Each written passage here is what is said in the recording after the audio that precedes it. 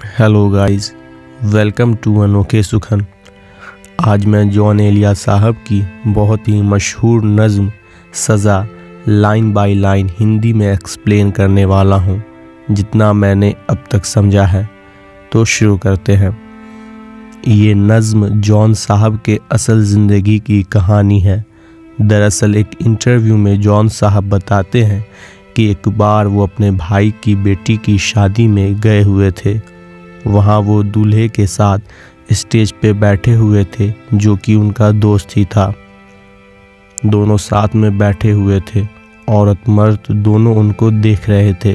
तो नीचे बैठी एक लड़की जो इस्लामिया कॉलेज की एक स्टूडेंट थी, उसने जॉन साहब को देखा। उसको वहीं प्यार हो गया और फिर उस लड़की ने ख़त लिखना शुरू कर दिया। बहुत सारी ख़तें वो लिखने लगी जॉन साहब को। जॉन साहब भी अखलाकी तौर पे उससे मिलते थे। हालांकि जॉन साहब को उससे प्यार नहीं था, लेकिन वो प्यार दिखाते थे और उस लड़की को लगता था जॉन साहब असल में प्यार करते हैं। जॉन साहब कहते हैं कि मुझे उससे कभी सच्चा इश्क हुआ ही नहीं, क्योंकि इश्क ज़बरदस्ती नहीं होता। फिर वो लड़की समझ गई और उसने उनसे मिलना बंद कर दिया और वो बीमार रहने लगी, इतना बीमार कि खून निकलता था उसे। जॉन साहब कहते हैं कि इस नज़्म में खून थूकना मैंने मजाक में नहीं लिखा है। जॉन साहब ये भी बताते हैं कि उस लड़की ने भी तंज भरी एक छोटी सी नज़्म उन पर लिखी थी। तो ये तो थी इस नज़्म के पीछे की कहानी। वीडियो लास्ट तक देखिए। आखिरी में बताऊंगा कि उस लड़की ने जॉन साहब को तंज कसते हुए क्या लिखा था। शुरू करते हैं जॉन साहब के नज़्म का एक्सप्लेनेशन।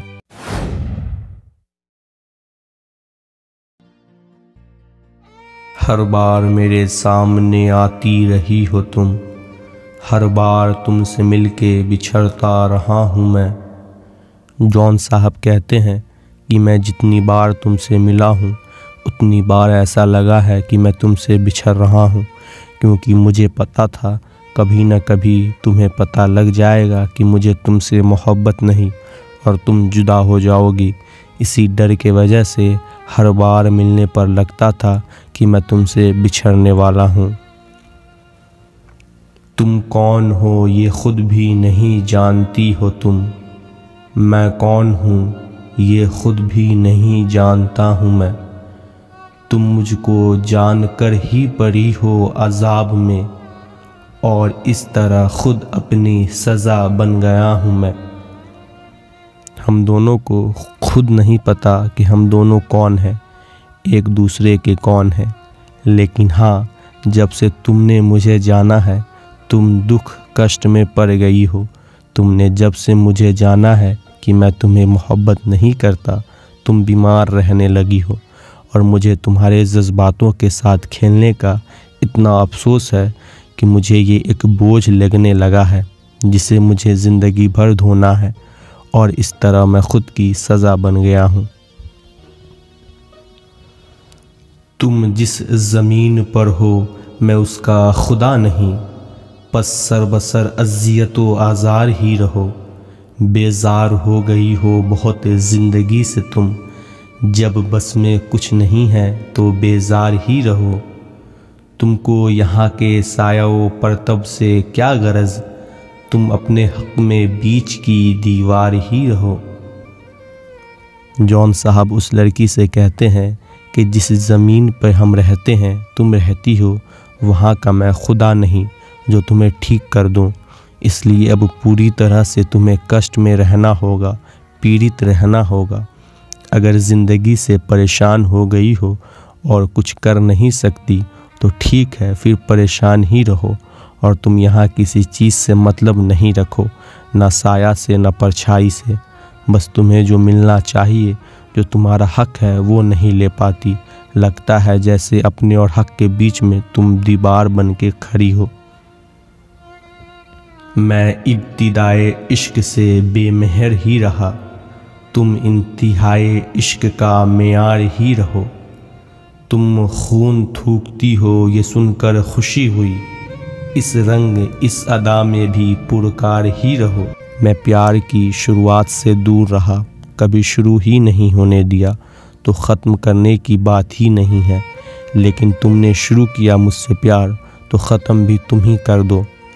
अब मैंने सुना है कि तुम्हें कोई बीमारी हुई है जिसमें तुम खून थूकती हो। चलो सुनकर खुशी हुई, क्योंकि कभी मैं भी खून ऐसे ही थूकता था।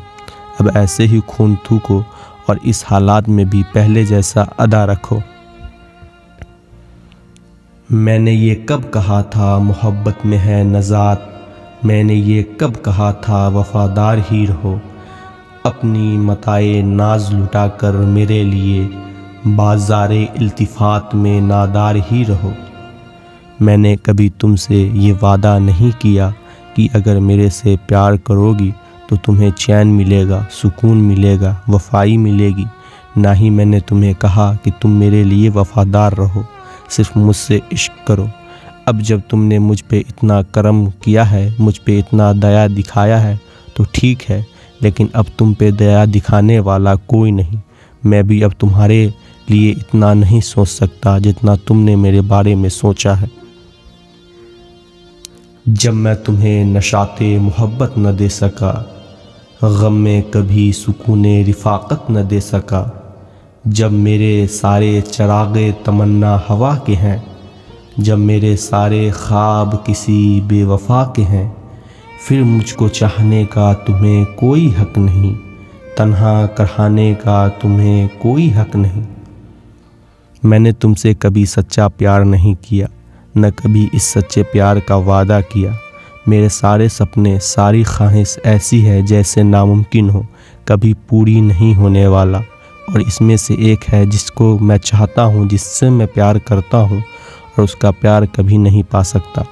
और जिससे मैं प्यार करता हूँ वो बेवफा है, लेकिन फिर भी मैं उससे प्यार करता हूँ। और जब मैं अब भी किसी और से प्यार करता हूँ तो तुम क्यों मुझसे ज़बरदस्ती कर रही हो, क्यों मेरे पीछे पड़ी हो कि मैं तुमसे इश्क करूँ। तो मैं किसी और से प्यार करता हूँ, इसलिए तुम्हें मुझसे प्यार करने का कोई हक नहीं है, न ही मेरी याद में तन्हा रोने का हक है। बेहतर है मुझे भूल जाओ। गाइज़, इस नज़्म का निचोड़ यही है कि जॉन साहब उस लड़की को थोड़े कड़क मिजाज में ये कहना चाह रहे हैं कि तुम्हें जो बीमारी हुई है अपने वजह से हुई है, क्योंकि मुझे तुमसे कोई प्यार नहीं था, मैं किसी और से प्यार करता था, पर तुम ज़बरदस्ती मेरे पीछे पड़ी थी। मैं तुमसे प्यार नहीं करता, तुम भी मत करो। गाइज़, ये तो हुई जॉन साहब के नज़्म की बात, लेकिन क्या आपको पता है कि इस नज़्म में जिस लड़की का जिक्र हुआ है उस लड़की ने भी जॉन साहब पर कुछ लाइंस लिखे थे। ये बात जॉन साहब खुद इंटरव्यू में बताते हैं। उस लड़की ने जॉन साहब पर लिखा कि जॉन, तुम्हें ये दौर मुबारक, दूर गमो आलाम से हो, एक लड़की के दिल को दुखाकर अब तो बड़े आराम से हो। एक महकती अंगराई के मुस्तकबिल का खून किया तुमने, उसका दिल रखा या उसके दिल का खून किया तुमने। दोस्तों, ऐसे ही नज़्म सुनाते हुए जॉन साहब ये नज़्म भूल जाते हैं। दोस्तों, आपको ये एक्सप्लेनेशन कैसा लगा, नज़्म के बारे में कुछ दिलचस्प बातें जानकर कैसा लगा, कमेंट करके ज़रूर बताइएगा। अगर मुझसे कहीं पर कुछ गलती हो गई हो तो प्लीज़ कमेंट करके ज़रूर बताइएगा। मैं रोज़ नई नई चीज़ें सीखने की कोशिश करता हूँ। और साथ ही ये भी कमेंट करके बताइएगा कि अगली वीडियो किस पोएट्री पर बनाऊँ या किस टॉपिक पर बनाऊँ। मैं वेट करूँगा आपके कमेंट्स का। तमाम बड़े शायरों के उर्दू गज़ल और उर्दू शायरी हिंदी अर्थ के साथ सुनने के लिए मेरे चैनल अनोखे सुखन को सब्सक्राइब कर सकते हैं।